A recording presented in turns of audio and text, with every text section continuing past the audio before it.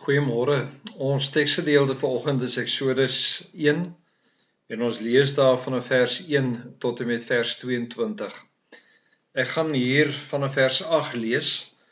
Toe 'n nuwe koning wat nie van Josef geweet het nie oor Egipte begin heers, het hy vir sy volk gesê: "Besef julle dat Israeliete nou meer is en sterker is as ons.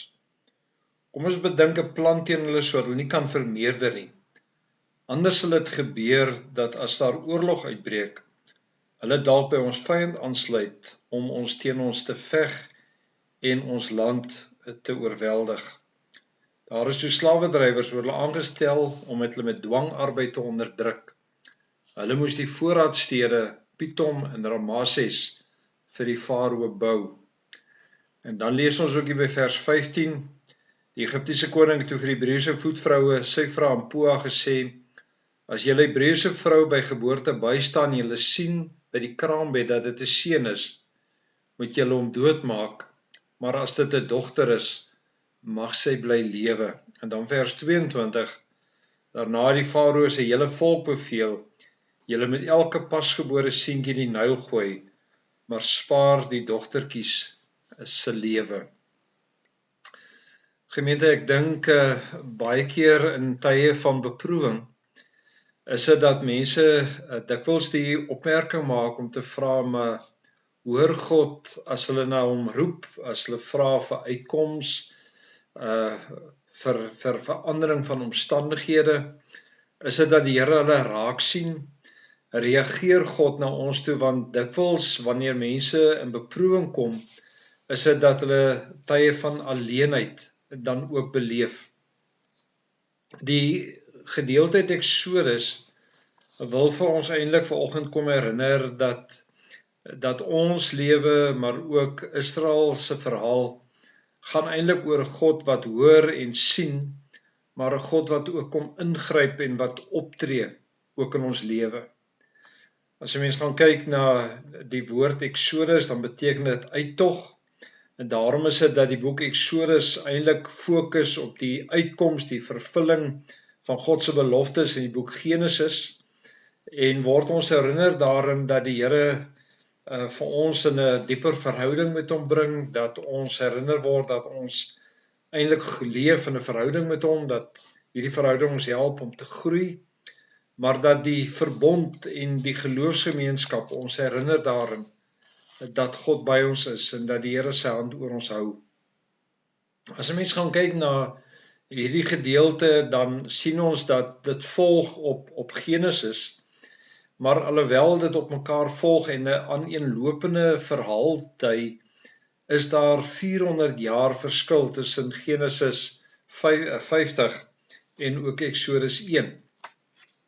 Die feit dat dit 'n aaneenlopende storie word eintlik 'n herinnering om te sê dat in die boek Genesis die Here die volk Israel ontstaan, die pad wat hy met Israel gestap het, en dat Eksodus eintlik 'n voortgaan of 'n voortvloeiende beweging is van die Here wat in ons lewe betrokke is en vir ons sorg en vir ons help. Nou wat so besonder is dat daar 400 jaar verloop het. Ons lees dat die konings wat na Josef daar gekom het, eintlik vergeet het van dit wat Josef gedoen het, maar hoe dat die Here dan ook Israel se lewe vermeerder het, dat hulle in getal groter geword het, sodat hulle 'n bedreiging geword het ook vir die Egiptenaars. En as 'n mens die storie in geheel lees, dan besef 'n mens dat alhoewel hulle dalk vir 400 jaar gedink het God het hulle vergeet, is dit dat die Here besig was om te werk, om te beplan aan die uittog, aan die uitkoms, aan die beloofde land wat as 'n belofte vir hulle gegee was. En daarom, alhoewel die farao te alle mag probeer het om die werking van God te probeer keer, besef 'n mens net dat sy pogings niks sou opgelewer het nie, omdat 'n mens in hierdie verhaal baie duidelik agterkom dat dit God is wat met ons se pad stap, dat dit God se geskiedenis is met sy kinders en met sy volk. En daarom is dit dat ons ook in tye van beproewinge, in tye waar ons soms wonder, maar sien God toe en hoor God ons, dat hierdie verhaal ons help om raak te sien, om te sien dat dit die Here is wat by ons is, dat dit die Here is wat eintlik besig is om ons lewe te vorm en daarom dat ons eintlik in geloof eintlik net aan hom kan vashou.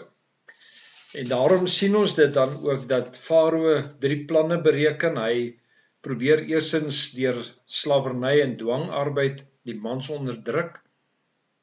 Ons sien dat hulle die voorraadstede Pithom en Ramses moes bou. En ten spyte van hierdie plan lees ons nog steeds hoe dat dit nie vir hulle gewerk het nie, dat die Israeliete vermeerder het. En die woordjie wat hier vermeerder gebruik word, dui ook op die vermeerdering ook in dier- en plantlewe, wat eintlik vir ons iets sê van hier was 'n verskriklike vermeerdering wat plaasgevind het. Ons lees die tweede poging wat Farao probeer, en dit is om die gelowige Hebreëse voetvroue Sifra en Poat te oortuig om te sê dat wanneer julle by die bevalling kom van 'n Israelitiese vrou en julle sien is 'n seun, dan moet julle hom eintlik laat doodgaan. En hoe hulle in gehoorsaamheid aan God nie daarop reageer nie. En ons sien hoe dat die Here dan ook vir hulle seën deur 'n gesin en 'n familie van hulle eie. En dan hier teen die einde sien ons dat hier Farao dan 'n oproep maak tot die hele Egiptenare en hulle opsweep om te sê dat elke seentjie van 'n Israeliet in die Nyl gegooi moet word. Die probleem hier is dat Farao menslik na hierdie gebeure kyk en nie besef dat dit God is wat eintlik besig is om sy plan met Israel in vervulling te bring nie. Gemeente, ek wil vanoggend vir jou kom vra, hoe sien jy ook die Here se hand vandag in jou lewe raak? Miskien is dit dat jy soms oorweldig word deur beproewing in jou lewe. Miskien beleef jy 'n klomp teleurstelling, en dan is dit dat ons baie keer wonder, maar waar is God? Maar as 'n mens regtig om jou begin kyk en jy begin kyk na jou eie lewe, dan word ons herinner dat dit die Here is wat nog steeds aktief in my en jou lewe betrokke is, want sy hand oor ons hou, maar wat ook met ons 'n pad stap en vir ons doelbewus uitbring by God se plan of God se doel ook vir my en vir jou lewe. En mag ons die Here se hand in ons lewe raak sien en mag ons in geloof groei in ons verhouding met die Here, omdat ook hierdie herinnering ons bring in 'n intieme verhouding met God, omdat ons die Here se hand in ons lewe raak sien en ons nie anders kan as om te reageer ook op sy betrokkenheid in ons lewe nie. Kom ons bid saam. Here, baie dankie dat ons weet dat U die Here is wat in ons lewe betrokke is, wat handel in ons lewe, wat ons raak sien en hoor. Amen.